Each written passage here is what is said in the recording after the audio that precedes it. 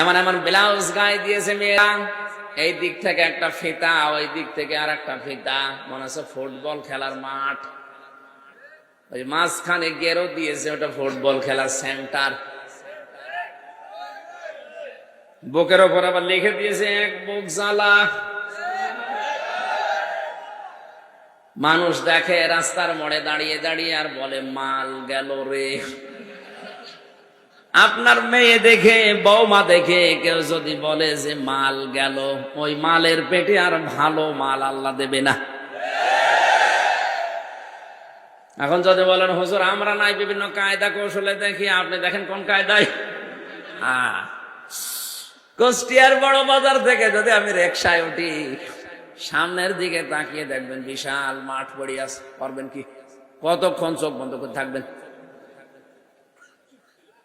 না মা বোনেরা, আপনার এই পেট অনেক দামি জায়গা, মানুষের চোখের নজর কিন্তু মারাত্মক।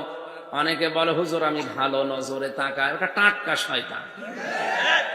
তোর নজর কত ভালো। আব্দুল কাদের জিলানীর জীবনী পড়তে গিয়ে পেয়েছি, ওনার বাবা মসজিদে নামাজ পড়তে এসে দেখে তার বাড়ির কাজের লোকটা স্ত্রীর পোশাক রোদে শুকাতে দেওয়া আছে, এক দৃষ্টিতে নয়নে তাকিয়ে আছে। উনি অনেকক্ষণ খেয়াল করলেন, বাড়িতে এসে স্ত্রীর পোশাকে আগুন লাগিয়ে দিলেন।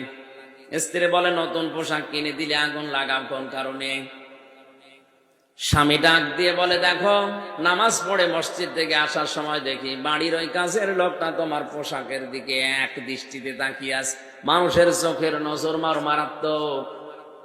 যে পোশাক তোমার শরীর, তোমার লজ্জাস্থান ঢেকে রাখে, ওই দিকেও তাকিয়েছে। তোমার পেটে আমার সন্তান, ওর ওই কুদৃষ্টি যদি তোমার পোশাকের উপরে পড়ে, ওখান থেকে তোমার সন্তানের উপরে পড়তে পারে। এ কারণে আমি পোশাক পুড়িয়ে ফেলেছি, পরবর্তীতে নতুন পোশাক কিনে দেব। কোথায় চিন্তা করতো তারা, আর আপনি আছেন কোথায়? এমনি পেটে আব্দুল কাদের জিলানী আসবে, এমনি ওস্তাদকে গিয়ে বলবে না আমি এটা পড়তে পারবো না, যে জিনিসের অর্থ নেই ও জিনিস আমি পড়ি না। এই জন্য দুনিয়ায় যদি কেউ হাসানা পেতে চায়, তাকে কোরআন বোঝা লাগবে। 3 নম্বরে শুধু বোঝা না, এটা আবার আমল করা লাগবে, কাজে পরিণত করা লাগবে। এই কোরআনে আল্লাহ 500-র উপরে সবক দিয়েছেন। কি দিয়েছেন? সবক। আজ বাংলাদেশের 48,000-এর উপরে পীর, যে কোনো দরবারে গেলে আগে কি দেয়? সবক দেয়। কি দেয়? বলেন বলেন। কোরআনে আল্লাহ সবক দিয়েছেন কত? আরো জোরে। ওই দরবার গুলোতে গেলে আগে সবক দেয় যে হু হু জিকির করবে। অথচ কোরআনে কারিমের প্রথম সবক হচ্ছে ইকরা, পড়। কি বলেন বলেন? পড়াশোনা করেন আপনি। আজ লেখা পড়া নেই, এই জন্য আমরা শিরক আর বেদাতে ডুবে আছি।